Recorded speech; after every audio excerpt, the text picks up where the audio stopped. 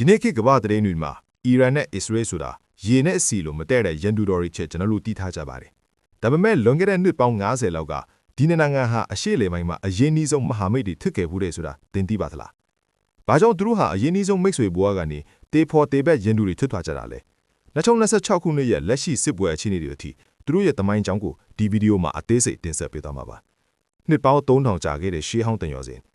အီရန်ပါရှားနာဂျူးလူမျိုးတွေရဲ့ဆက်ဆံရေးဟာအခုမှစတာမဟုတ်ပါဘူး။လွန်ခဲ့တဲ့နှစ်ပေါင်း3000လောက်ကတည်းကပါ BC 939မှာပါရှားဘုရင်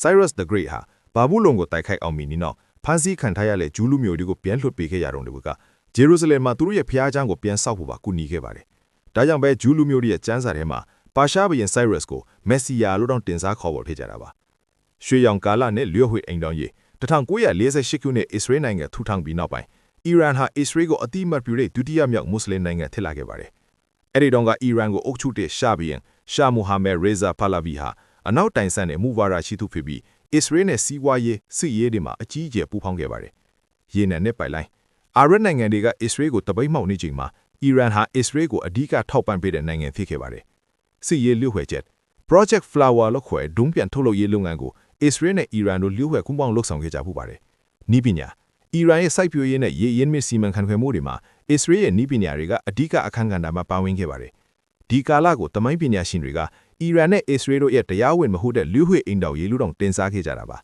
1989ခုနှစ်တော်လှန်ရေးနဲ့အလွဲပြောင်း1989ခုနှစ်မှာအစ္စလာမစ်တော်လှန်ရေးထီပွားပြီးရှာဘီယန်ပြုတ်သွားတဲ့အခါအရာအလုံးပြောင်းပြန်ဖြစ်သွားပါတော့တယ်အာယာတိုလာခိုမီနီတက်လာတဲ့နောက်မှာအီရန်ဟာအစ္စရေးနဲ့တန်တမဆက်ဆံရေးအလုံးကိုဖျက်တော့လိုက်ပါတယ်ခိုမီနီဟာအစ္စရေးကိုစာဒန်အငယ်စားလို့သတ်မှတ်ပြီးအမေရိကန်ကိုတော့စာဒန်အကြီးစားလို့ခေါ်ဝေါ်ခဲ့ပါတယ်အီရန်ရဲ့မူဝါဒဟာအစ္စရေးနိုင်ငံတီရှီယူကိုစန့်ကျင်ပြီးပါလက်စတိုင်းဘက်ကနေရပ်တည်ပေးခြင်းအဖြစ်အစ္စလမ်ကမ္ဘာရဲ့ခေါင်းဆောင်ဖြစ်ဖို့ကြိုးစားလာတာပါအရေးစစ်မှာသည့်တိုက်ရိုက်ပဋိကတို့2080ပြည့်နှစ်တွေကစပြီးနိုင်ငံဟာတိုက်ရိုက်မတိုက်ပဲကြားခံအဖွဲ့အစည်းတွေကနေတိုက်ခိုက်တဲ့အရေးစစ်ပွဲကိုဆင်နွှဲခဲ့ပါတယ်အီရန်ဟာလက်ဘနော်ကဟစ်ဘိုလာနဲ့ဂါဇာကဟာမက်စ်အဖွဲ့တွေကိုလက်နက်နဲ့ငွေကြီးထောက်ပံ့နေပါတယ်အစ္စရေးและအီရန်ရဲ့နျူကလ িয়ার အစီအစဉ်ကိုဟန်တာဖို့အတွက် Stuxnet Mirus နဲ့ Cyber တိုက်ခိုက်မှုတွေလုပ်ခဲ့တယ်လို့အီရန်ရဲ့ထိပ်တန်းနျူကလ িয়ার ပညာရှင်တွေကိုလည်းလောက်ချန်တပ်ဖြတ်ခဲ့တယ်လို့ယူဆရပါတယ်2024ကနေ2026အထိပြန်ထန်လာတဲ့စစ်ပွဲတွေ2024ခုနှစ်ကစပြီးဒီအရေးစစ်ပွဲဟာလူမင်ကန်ကိုရောက်လာခဲ့ပါတယ်ဒမတ်စကတ်မှာရှိတဲ့အီရန်ကောင်စီဝန်တိုက်ခိုက်သွားတဲ့နောက်အီရန်ကအစ္စရေးကိုဒုံးမြန်တွေနဲ့တိုက်ရိုက်စတင်တိုက်ခိုက်ခဲ့ပါတယ်အခြေအနေတွေဟာ2026ခုနှစ်မှာအဆိုးဆုံးအဆင့်ကိုရောက်ရှိသွားပါပြီ2026ခုနှစ်ဖေဖော်ဝါရီ28ရက်နေ့မှာအမေရိကန်နဲ့အစ္စရေးတို့က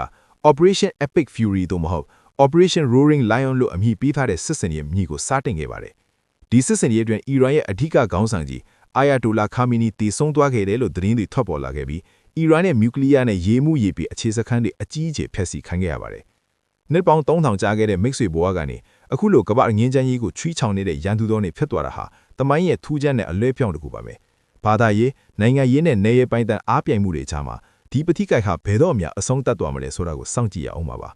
အခုလိုစိတ်ဝင်စားစရာကောင်းတဲ့တမိုင်းနောက်ခံဗီဒီယိုတွေကိုကြည့်ရှုဖို့အတွက်ကျွန်တော်တို့ရဲ့ကိုသိန်းပိုင် channel လေးကို subscribe လုပ်ထားဖို့မမေ့နဲ့ဦးနော်ကျေးဇူးတင်ပါတယ်